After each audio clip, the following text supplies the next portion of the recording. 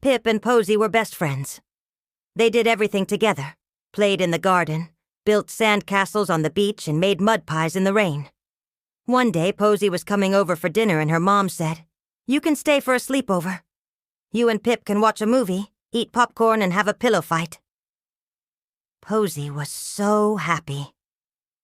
She ran into her room and started packing her things. She packed her favorite PJs, the ones with the little rabbits on them, and she packed her toothbrush and some stickers.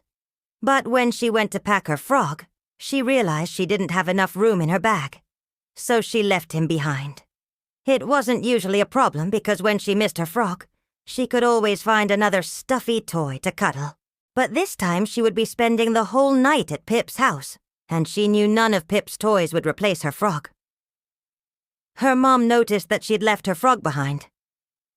"Don't worry," she said. "I'm sure Pip will let you share one of his toys." She gave Posy a big hug. "Have fun tonight." When Posy arrived at Pip's house, he was so happy to see her. They ate dinner, played board games, and then it was time to open presents. Pip's dad had bought them both a model rocket kit. They looked at the colorful pieces and the instructions, then ran outside to put it together. After their rocket was ready, they raced down the hill to the park and launched it high into the air. It zoomed like a rainbow streak across the sky. They laughed and clapped as it landed with a gentle thud. Then it was time for the sleepover. Pip showed Posy her room. It was painted a sunny yellow and decorated with planets and stars. But something about the room made Posy feel uneasy. It was too quiet. The walls were too bare. It felt cold and empty. Usually when she stayed over at Pip's, there were always other kids there. But tonight, it was just her and Pip. As soon as she took off her jacket, she wanted to go home. She missed her mom, her dog, even her little brother, who was always bugging her. But mostly she missed her frog. She unzipped her bag and pulled out the PJs she'd brought with her. They were soft and comfy, but there was no frog to snuggle. Posy suddenly felt like crying. She squeezed her eyes shut and tried to think of something else, but tears spilled out anyway. She didn't want Pip to see her crying, so she turned away. "Are you okay?" Pip asked, his voice full of concern. "Do you want to play a game?" But Posy shook her head. Pip sat down on her bed and asked again, "Are you sure you're okay? You can tell me if something's wrong." Finally, Posy nodded. She turned around and whispered, "I'm not really sure if I'm okay. I left my frog at home and now I can't go to sleep without him." Pip looked at his friend. He wanted to do something to help, but what? There were no stuffed frogs anywhere in sight. He thought for a moment. First, he went to his toy chest and pulled out his softest blanket. He spread it out on the bed next to Posy. Then he got an idea. In the corner of the room, there was a big pile of pillows. He pulled out the softest green one and put it next to the blanket. It wasn't quite the same as her frog, but maybe it would help. Next, Pip went to get her a drink. He found a cup and filled it with water. But halfway across the room, he saw his floppy-eared toy rabbit. He picked it up and walked back with the rabbit dangling from his hand. He put the cup down, and the rabbit hopped onto the bed. "Here you can use these ears as handles," Pip said. Posy smiled. At least it was soft. And then she had an idea. She rummed family on the paper cup and drew a big frog face on it. Then she used the cup as a pillow. Pip was proud. Even though they didn't have a real frog, he was trying his best to cheer her up.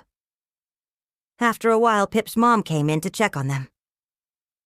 "How's it going?" she asked. Pip explained that Posy was feeling a little homesick and was wondering if she could call her mom. "Of course," Pip's mom said. She walked downstairs to make the phone call. When she returned, she handed Posy a tissue. "It's okay to miss your mom," she said. "And it's also okay to miss your frog." As soon as Pip's mom left the room, Pip looked at the frog pillow and the cup. He knew those things couldn't make Posy feel better for long. He needed to come up with a new plan. Then he had a great idea. He ran downstairs and grabbed his teddy bear. It was soft and brown and had one ear that flopped over its eye. Pip took the bear back to Posy. "Here, you can borrow Mr. Bear for the night," he said. "He likes giving hugs." Posy took the bear and hugged it tight. It smelled faintly of lavender and cinnamon. Its fur was warm and soft. She buried her face in its belly and took a deep breath. She still missed her frog, but she wasn't so worried anymore. For a moment, she just sat there hugging the bear. Then she said, "Thank you, Pip. That means a lot." She gave him a quick hug before snuggling under the covers with the bear and the frog pillow. Pip sat at the end of the bed and read a book until his eyes grew heavy. As he listened to the rhythm of her breathing, he realized that even though Posy and her frog weren't there, her absence didn't feel so bad after all. Because the best thing about having a friend like Pip was knowing that even if she did miss her frog, she would never have to face the night alone. In the morning, sunlight streamed through the curtains, painting stripes on the bed. Posy stirred. She yawned and stretched. Then she remembered that she hadn't seen her frog the entire night. A small frown creased her forehead. But when she saw Pip sleeping peacefully beside her, she smiled. She gently nudged him awake and whispered, "Thank you for lending me your bear last night. I didn't miss my frog as much when I had him to cuddle." Pip opened one sleepy eye and smiled back. "No problem," he said. "I'm glad I could help." He sat up and scratched Mr. Bear's floppy ear. Just then, Pip's mom knocked on the door and walked in with 2 plates of pancakes. "Good morning," she said. "I bet you're both hungry." Pip and Posy nodded, too hungry to speak. They dug into the pancakes covered in sweet syrup and sprinkles. Later that day, after they finished their movie and the popcorn was all gone, Pip drove Posy home. As they walked inside her house, she turned to thank him again. "I really appreciate you letting me borrow your bear last night. I don't think I would have slept well without him." Pip waved his hand. "It was no problem," he said.